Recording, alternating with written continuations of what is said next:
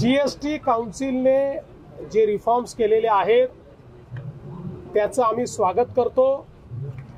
देशाचे प्रधानमंत्री नरेंद्र मोदीजी यांच्या दूरदृष्टीने वन नेशन वन टॅक्सच्या रूपानं जीएसटी सुरू झाला। जीएसटी सुरू झाल्यापासून देशामध्ये जीएसटीचा लीडर महाराष्ट्र राहिलेला आहे। महाराष्ट्र सर्वात जास्त जीएसटीत कॉन्ट्रीब्यूट करतो आहे।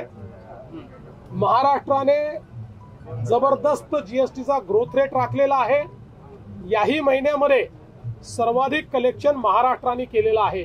आणि ज्यावेळी सेकंड जनरेशन रिफॉर्म्स हे आणण्याचं प्रधानमंत्री मोदयांनी घोषित केलं, हे जे काही रिफॉर्म्स आहेत हे अत्यंत महत्त्वाचे आहेत, कारण काही स्लॅब्स काढून टाकण्यात आलेले आहेत आणि बहुतांश गोष्टी या खालच्या स्लॅबमध्ये आणण्यात आलेल्या आहेत।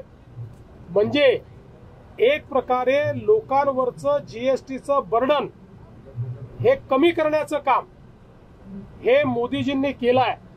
देशाच्या इतिहासात असं फार कमी होतं की अशा प्रकारचे जे काही इनडायरेक्ट टॅक्सेस असतात त्या टॅक्सेसमध्ये इतका मोठा स्वीपिंग रिफॉर्म हा शक्यतोवर पाहायला मिळत नाही, पण तो मोदीजींनी केला आणि त्याला काल जीएसटी काउन्सिलने मान्यता दिली।